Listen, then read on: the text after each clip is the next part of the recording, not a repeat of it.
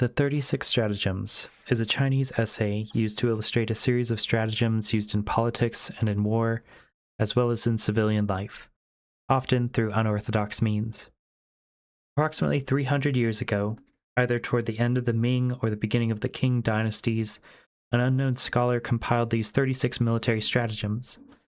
One of the things that makes this classic unique and strangely seductive is its use of deception throughout. The use of the word stratagem needs to be understood. This is not a strategy, being a long-term plan or outline of activity over a period of time, but something that can be considered a plan, a scheme, or trick for surprising or deceiving an enemy, or in fact any ruse or trick devised to use or attain a goal, or to gain an advantage over an adversary or competitor.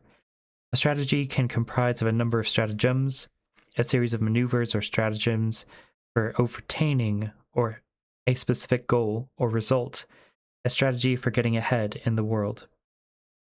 The 36 stratagems have variably been attributed to Sun Tzu from the spring and autumn period of China, or Zhuge Liang of the Three Kingdoms period, but neither are regarded as the true author by most historians. Instead, the prevailing view is that the 36 stratagems have originated in both written and oral history, with many different versions compiled by many different authors throughout Chinese history. Typically, the 36 stratagems are grouped under 6 main categories. Each category contains 6 stratagems, and these 6 categories in turn can be used in 2 types of situations. There are 3 categories: advantageous stratagem, the opportunistic stratagem, and the attacking stratagems, are used when you are in a winning situation. The other 3 categories, the confusion stratagems, the deception stratagems, and the desperate stratagems, are used when you are in a disadvantageous or losing situation. However, the application and usage of these strategies can be combined in various ways, and they are not intended to be used alone, nor are they the only applicable in purely a winning or purely a losing situation. The possible combination and application of these stratagems are limited only by the imagination and creativity of the person who is applying them. In fact, Stratagem 35, Chain Stratagems, recommends the multiple and non-repetitive application of a number of stratagems in order to achieve your goal. It should be noted that actually, other than Stratagem 36, if else fails, retreat, nobody can be certain of the content of the 36 stratagems. The most commonly used version comes from an original hand-copied paperback that was believed to have been discovered in China's Jiai province, or Shayi province, of an unknown date and author, and then put into print by a local publisher in 1941. Nevertheless, over the years, the stratagems have been commonly cited and used by many generals as well as businessmen. The 36 stratagems only came to the general public's attention after a review of it was published in the Chinese Communist Party's Guanming Daily newspaper in 1961. It was subsequently reprinted and distributed with ever-growing popularity. It should also be noted that the number 36 is meant to denote numerous stratagems, instead of any specific number, again an indication that the modern format and content of the 36 stratagems is something that has evolved over the years. Although the 36 stratagem is a summary of some of the war techniques used by ancient Chinese warriors, the name may have actually derived from Yi Jing yin-yang theory, where 6 is the number of yin that is shared by many characteristics with the dark schemes involved in military strategy. As 36 is the square of 6, it therefore acted as a metaphor for numerous stratagems. In this book, the 36 stratagems are used to identify ways in which you can apply them in your own life, but this comes with a serious word of caution. Applying them in an overly enthusiastic way can lead to some real trouble if you're not careful. Remember, these stratagems are designed to win, and by winning, that means the defeat of others, or at least their submission to your will. I will take you through each stratagem explaining the original concept and bringing it all up to date with some modern examples together with suggestions for ways that you can use it in your own personal advantage. But remember, In the aggressive world of the 36 stratagems, there is no such concept as a win-win. You don't walk away with best friends at the end of all of this. You either win or they win. Your conscience will tell you how far you personally wish to take this journey. Stratagems for when you are winning. The following 3 categories of stratagems, the advantageous stratagem, the opportunistic stratagem, and the attacking stratagem, are to be used when you consider that you are in a winning situation. These are to be used when your winning is just not enough for you, when you would want to push home any advantage that you have to better increase the disadvantage that your opponent is experiencing already. Whoever is winning at the moment will always seem to be invincible. George Orwell.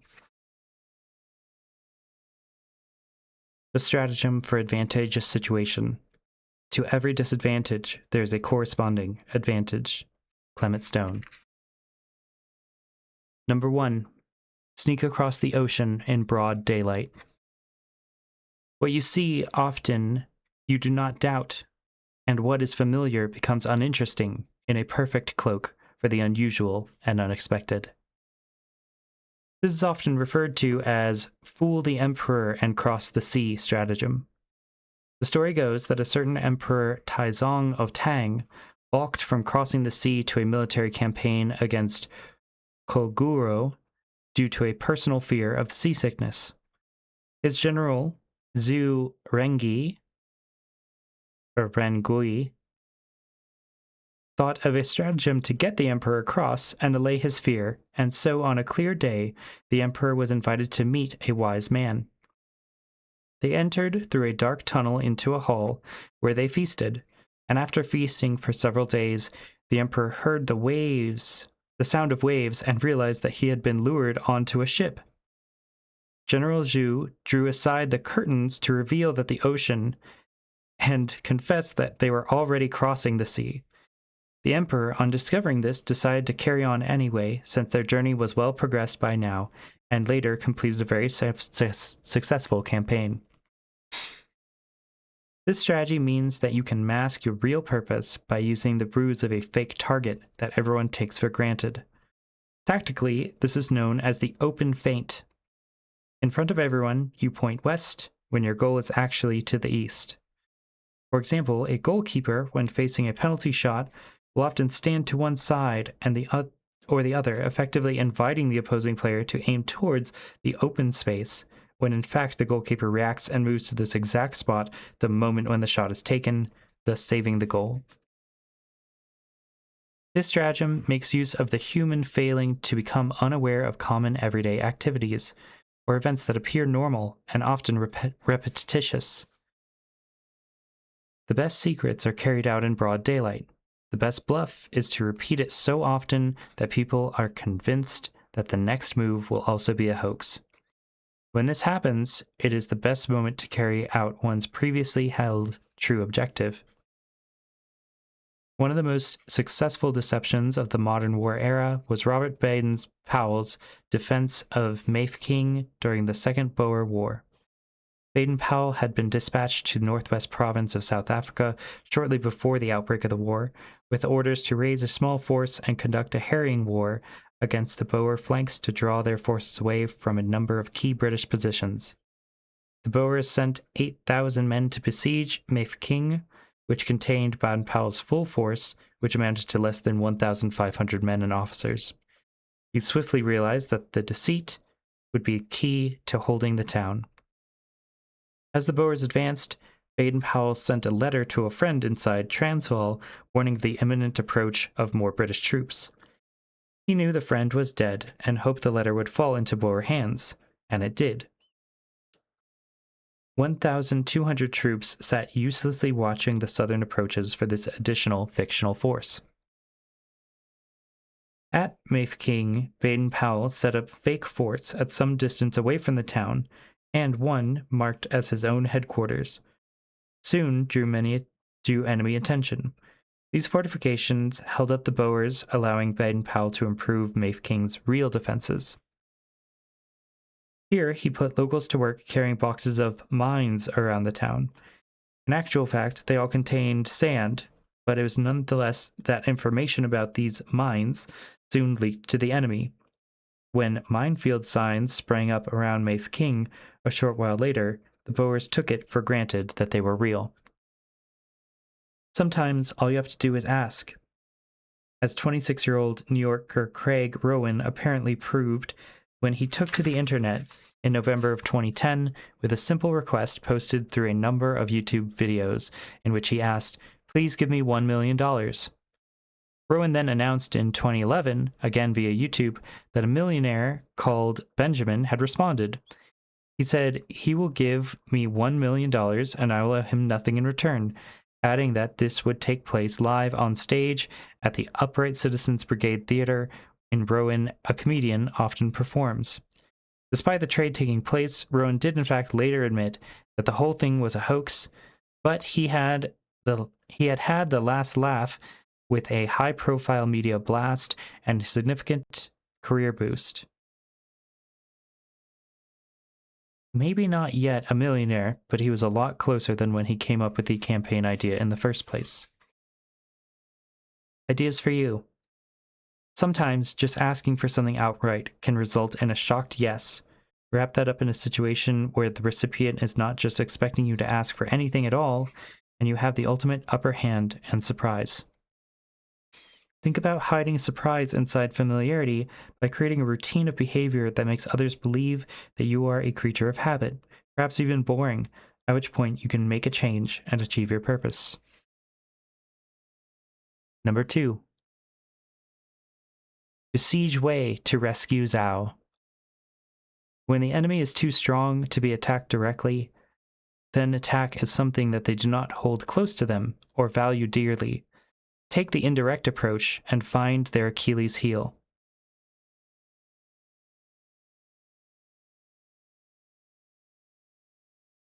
Sorry, let me do that one again.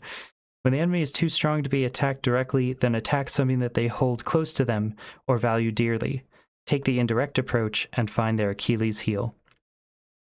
The origin of this proverb is apparently from the Warring States period, when the state of Wei attacked Zhao and laid siege to its capital at Handan.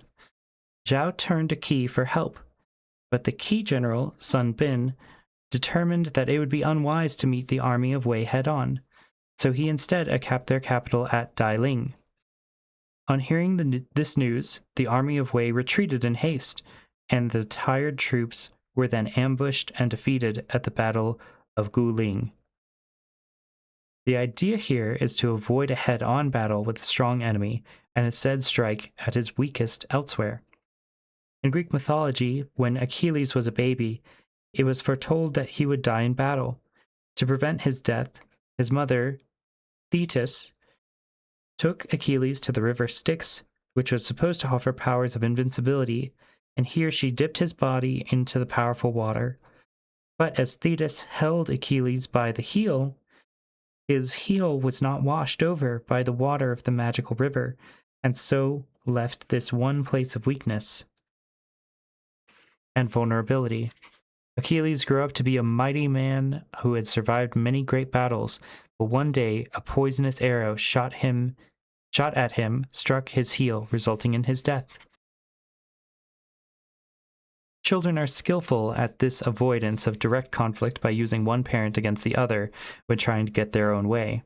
And in advertising, there is a concept of indirect persuasion that uses transfer and diversion to persuade customers to buy by creating an association between another situation or a product. For example, an advertisement for a clothing detergent might attempt to create an idea that the family life will be wonderful if this product is used. But of course, this can only be indirectly implied because the fact is there is no such connection. In 1937, the process based on electrostatic energy called xerography was invented by an American law student, Chester Carlson. Xerography, from the Greek for dry writing, became commercially available in 1950 by the Xerox Corporation. By the end of the 1970s, Xerox dominated the UK photocopier market, but the Japanese company Canon were determined to enter this lucrative market, so they employed a business consultant by the name of Nubo Taoka. or Taoka.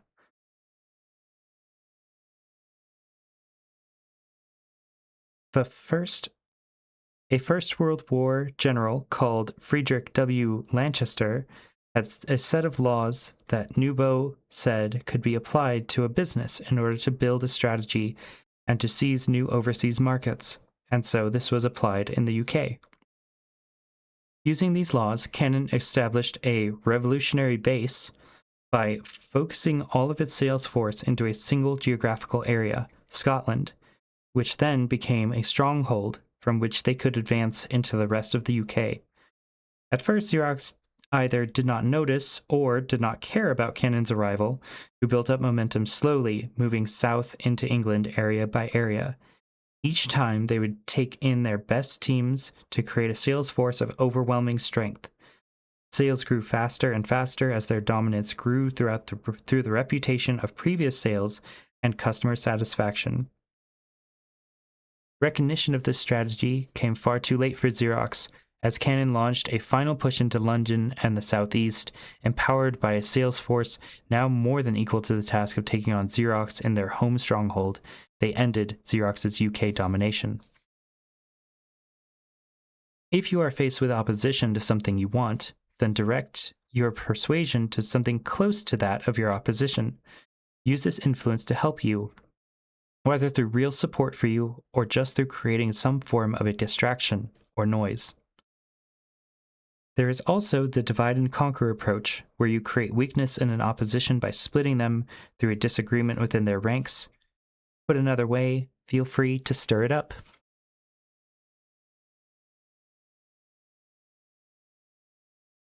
Number 3. Kill with a borrowed knife. Attack using the strength of another in a situation where using one's own strength is not favorable. Trick an ally into attacking him, or bribe an official to turn traitor in your favor, or use the enemy's own strength against him. Borrowing a knife to kill may seem rather too devious, but fundamentally it is making use of another's force or resources for your own gain, and sometimes without your opponents even knowing it. The story is told of Huan, the Count of Zhang, who planned to conquer the state of Kuai. He published a document announcing that in case Kuai should fall into the hands of Zhang, ministers and generals of Kuai mentioned in the paper would be granted special status in the state of Zhang. In addition, the entire captured territory of Kuai would be distributed among them. When the ruler of Kuai heard this, he immediately suspected high treason and had many of his ministers and generals executed. With the elite of Kuai now gone by the orders of their own ruler, the conquest of Kuai was then a fairly simple task for the Count of Huan and Zhang to complete. The Count of Zhang, through such deception, had set the foundations for his win by his enemy. The idea here is to cause damage to your enemy by getting a third party to do the deed. In fact, it can be said that your enemy's enemy is your friend.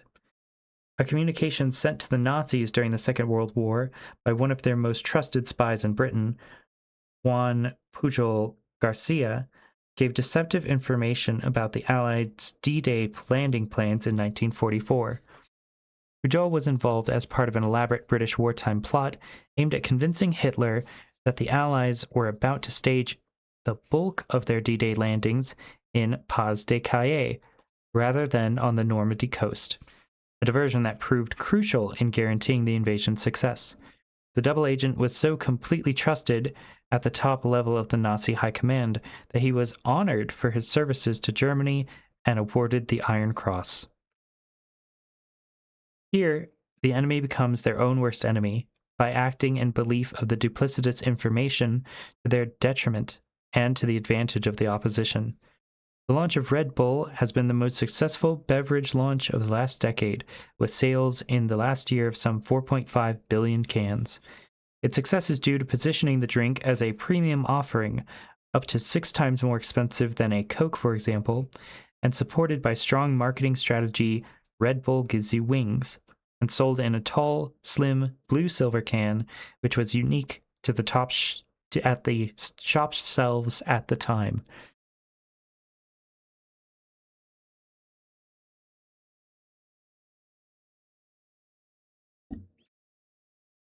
But there was nothing new about Red Bull, since it was inspired by a pre-existing energy drink called Krating Dang, and in Thai, Dang means red, and Krating is a reddish-brown animal slightly larger than the bison, which was first invented and sold in Thailand, and is very popular with truck drivers there. Australian entrepreneur Dietrich Mateschitz took this idea, modified the ingredients to suit the tastes of Westerners, and in partnership with Chaleo Uvidhya, founded the Red Bull GmbH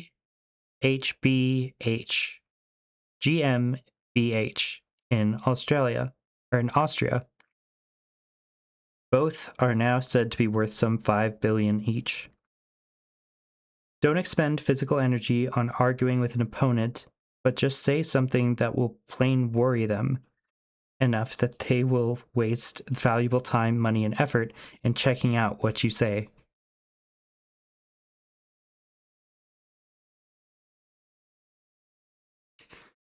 Create competition between your adversary and another competitor by helping that competitor in some way in order to distract your opponent.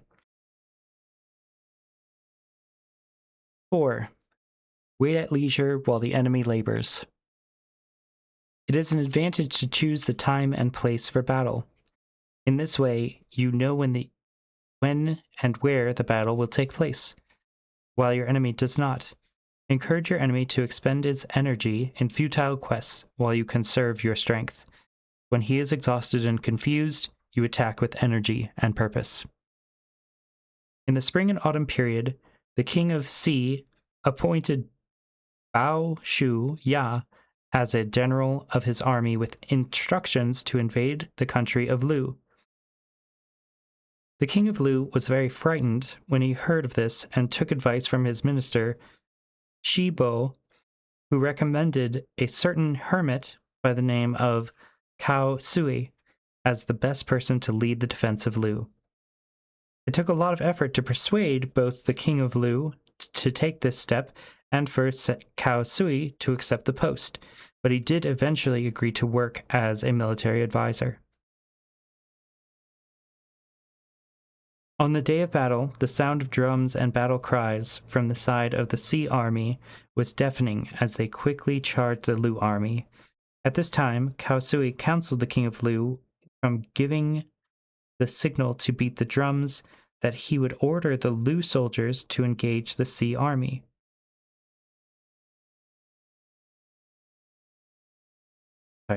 At this time, Cao Sui counseled the king of Lu from giving the signal to beat the drums that would order the Lu soldiers to engage the Xi army.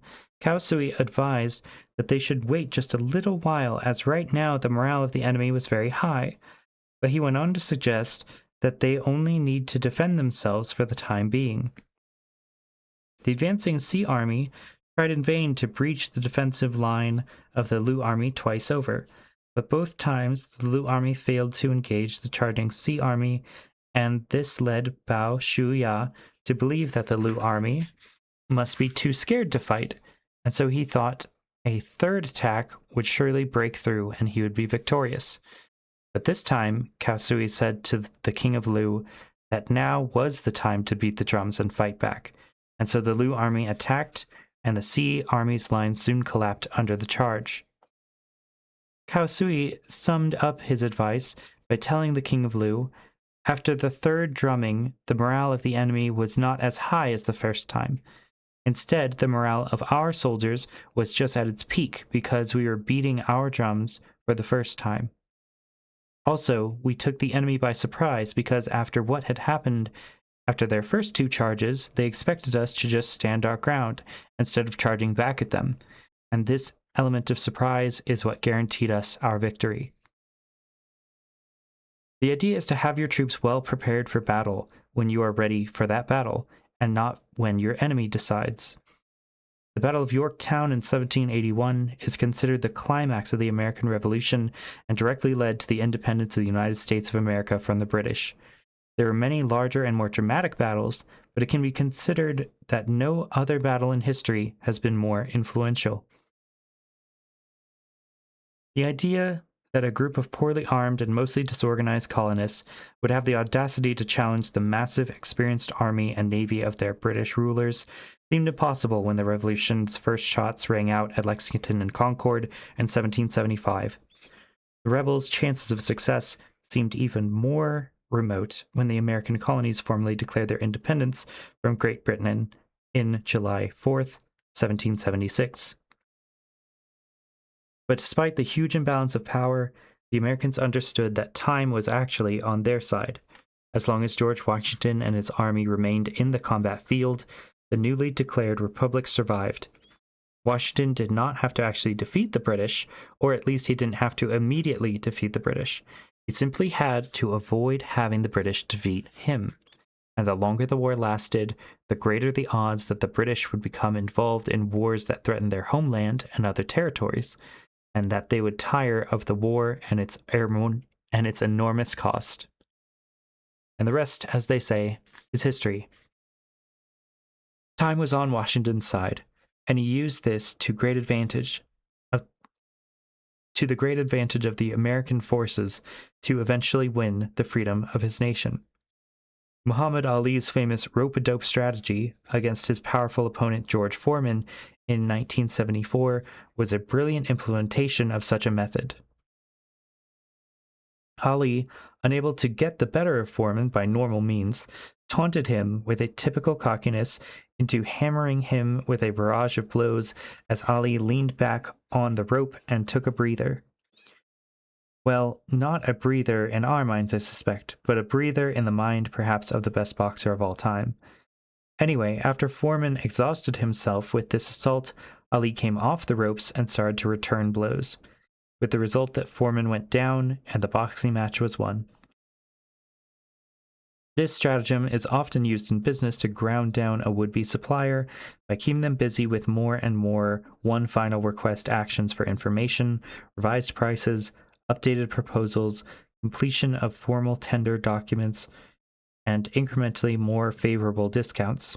Their desire for a sale to progress to the point of desperation to win and recoup the cost of the sale. If their desire for a sale progresses to a point of desperation to win and recoup the cost of the sale. You can slowly gain control through setting ever more stringent and demanding conditions on some form of involvement they desire, or by changing the goalposts of success. Change at the last minute, meeting locations or times or agendas or attendees to upset others in order to stay in charge and be the one person in the know.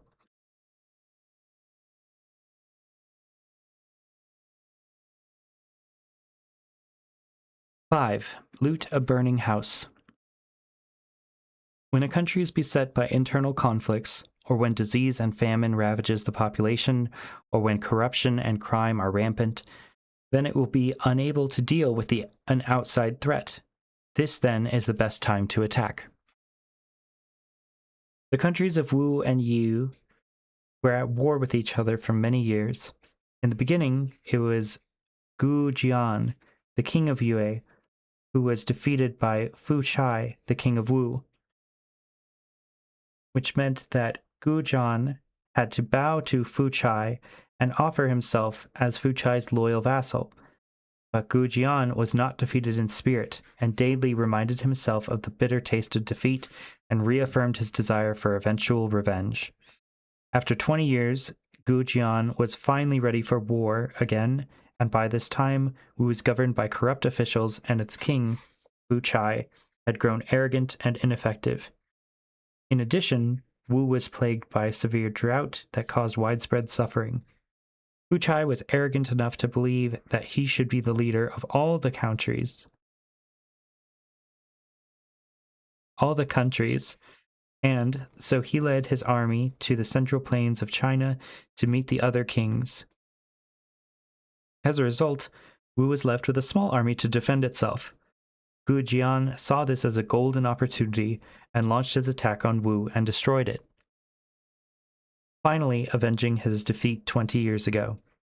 This is also known as the vulture stratagem, and a modern-day equivalent of this might be the notorious occupation of ambulance chaser.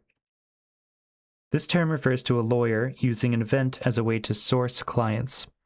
The original term comes from the stereotype of lawyers who follow ambulances to the emergency room or A&E in order to find clients. Another example is linked to the world recession. As we all know, every crisis also brings opportunities to some, and so it is not surprising that the credit crisis provided an opportunity for an alternative credit industry. While very few new businesses are opening, there is significant growth in payday and short-term easy credit loan companies as people struggle paying their bills and keeping their head above water. The payday loan sector is now worth some $1.7 billion, having expanded fivefold in recent years. Loot a burning house means making a personal gain from bad situations that your enemies are facing. While a house is ablaze or during any major disturbance, there will be enough confusion to make it easy and accessible to steal or to take advantage of the situation. When your enemy is in a state of confusion and chaos, it presents the perfect opportunity to wipe them out or seize them. Demands will easily be met by the enemy, and enemies can be defeated if they are weakened from internal and external affairs. Make your enemy bend to your will when they are weakened. When your enemy is in a state of chaos, you can either choose to make it worse for them in order to destroy them, or to force major concessions from them to secure yourself a trouble-free future and to keep them weak. On 7th April 1986, Armstrad, through its chairman Alan Sugar, announced it had bought from Sinclair Research the worldwide rights to sell and manufacture all existing and future Sinclair computers and computer products, together with the Sinclair brand name and those intellectual property rights where they relate to computers and computer-related products. Amstrad did this for a price of just $5 million, a figure that the company recouped very quickly through the sale of the Sinclair stock of Sinclair QLs and Spectrums that were part of the deal. In the early 1980s,